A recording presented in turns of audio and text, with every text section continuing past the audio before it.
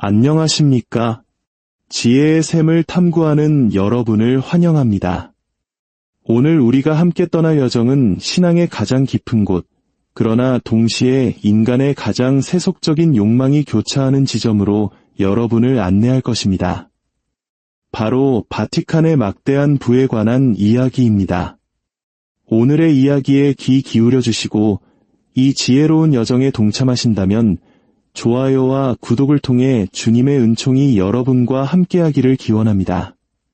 지식을 나누는 것은 축복을 나누는 것과 같습니다. 여러분의 작은 실천이 저희에게는 큰 힘이 되며 더 깊이 있는 지식을 나누는 축복의 통로가 될 것입니다. 바티칸, 지구상에서 가장 부유한 종교기관. 그곳의 대성전들은 궁전처럼 빛나고 소장된 보물들은 한 나라의 국부를 능가합니다. 바티칸 은행의 굳게 닫힌 문 뒤에서는 조용히 수십억 달러가 움직입니다. 그 영향력은 월스트리트의 마철루에서부터 지구상 가장 가난한 마을 구석구석까지 미치고 있습니다. 하지만 우리가 잊고 있는 것이 있습니다. 이 거대한 부의 제국은 하늘에서 내려온 것이 아니라는 사실입니다. 그것은 벽돌 하나하나, 거래 하나하나를 통해 신앙과 권력, 그리고 돈이 얽히고 설키며 건설되었습니다. 이것은 강론이 아닙니다. 이것은 경제학에 대한 이야기입니다. 하나의 영적 운동이 어떻게 거대한 금융제국으로 변모했는지, 그리고 돈이 어떻게 종교의 산소와 같은 존재가 되었는지에 대한 역사적 탐구입니다. 이야기는 서기 313년에서 시작됩니다.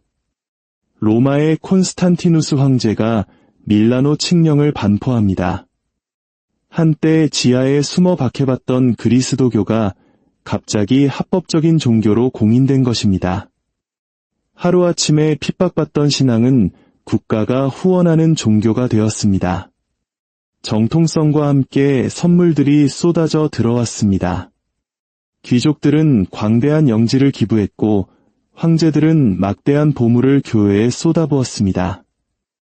콘스탄티누스 황제 자신은 로마의 최초의 성베드로 대성전을 건설했습니다. 메시지는 분명했습니다.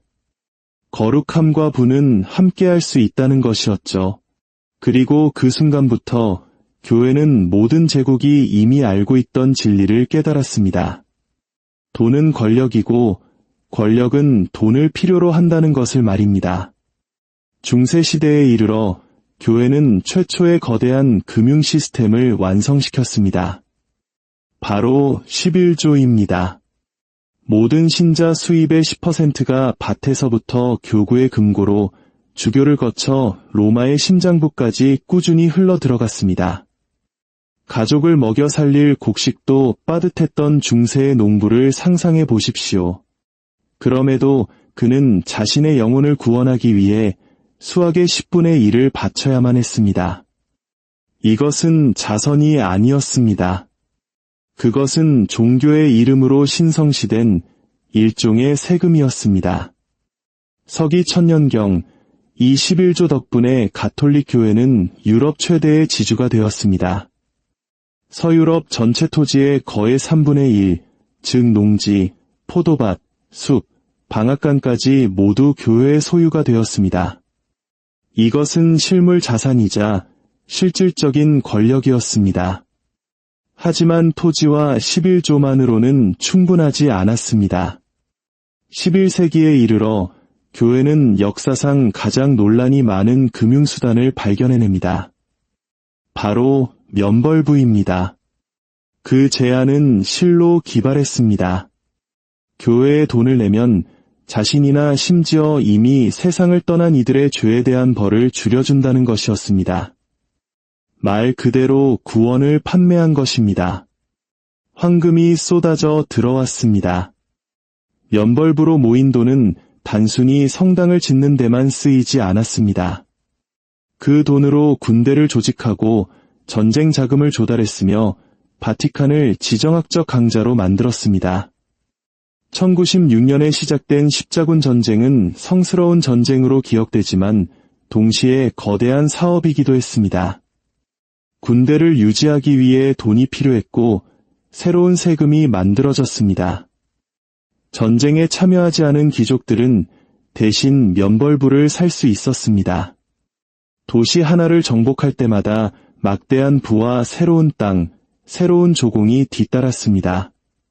십자군 전쟁이 끝날 무렵 바티칸은 그 어떤 왕국도 따라올 수 없는 것을 손에 쥐었습니다. 영적 권위, 군사력, 그리고 막강한 재력이었습니다. 성직자들은 가난을 설교했지만 바티칸은 유럽의 궁극적인 지주이자 세금 징수원이 되었습니다. 그 모순은 실로 놀라웠습니다.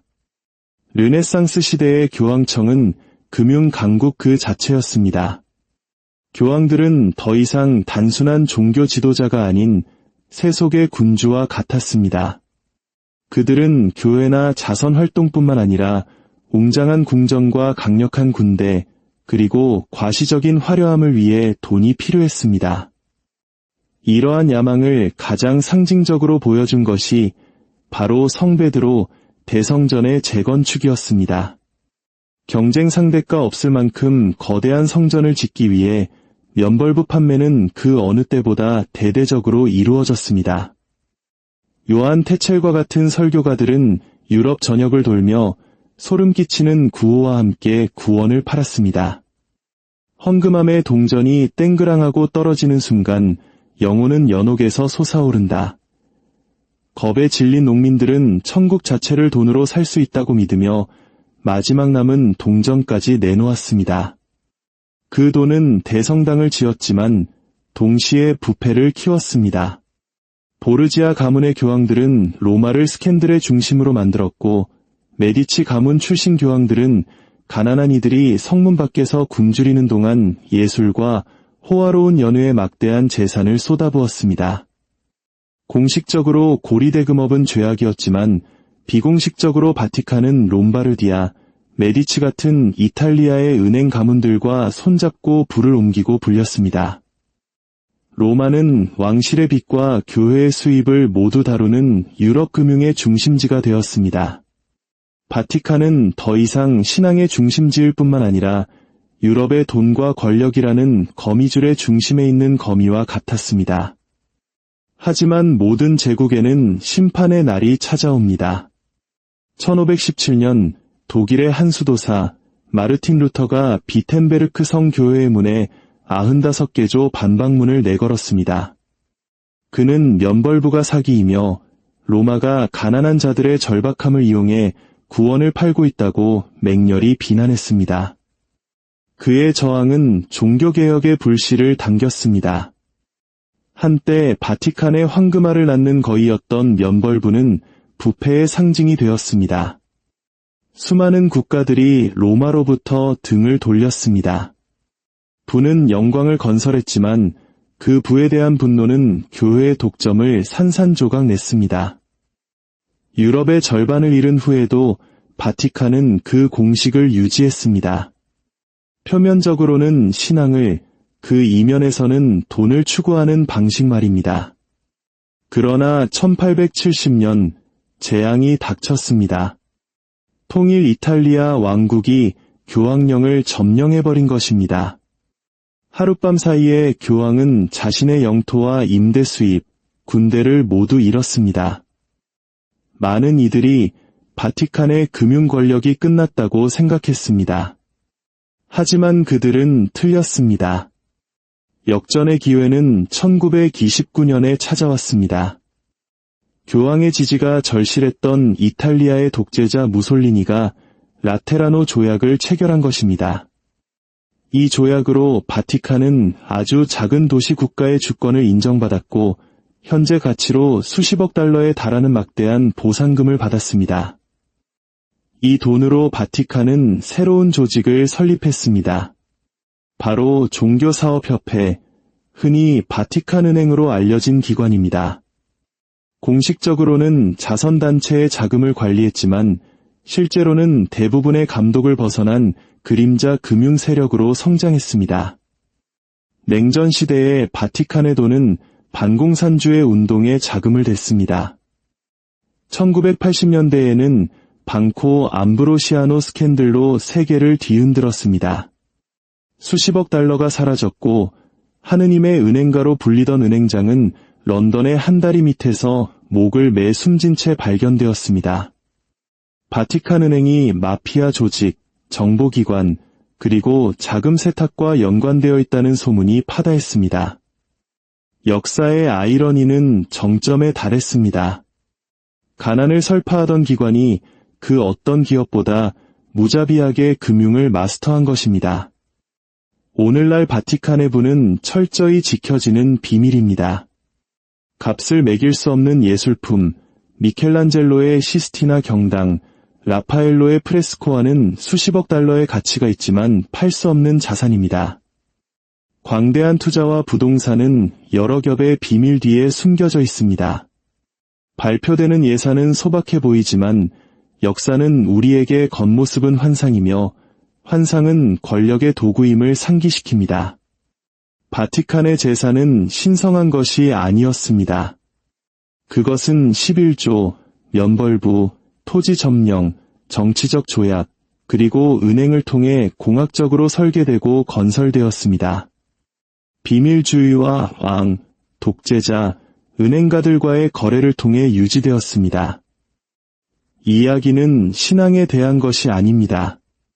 권력에 대한 이야기입니다. 그리고 이 이야기는 오늘날에도 여전히 중요합니다. 왜냐하면 바티칸만 특별한 것이 아니기 때문입니다.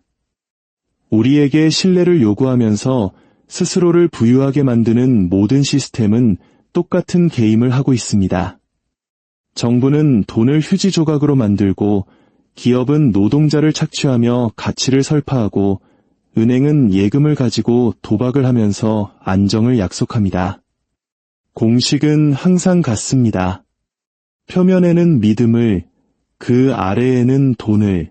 그러니 여러분이 바티칸의 황금비 홀을 볼 때 단순히 종교만을 보지 마십시오. 금융 역사상 가장 오래된 교훈을 보십시오.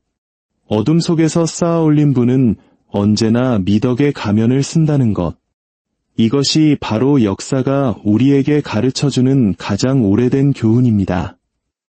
오늘 이야기가 여러분에게 깊은 성찰의 시간을 선물했기를 바랍니다. 여러분의 삶에 언제나 주님의 평화와 은총이 가득하시기를 기도합니다.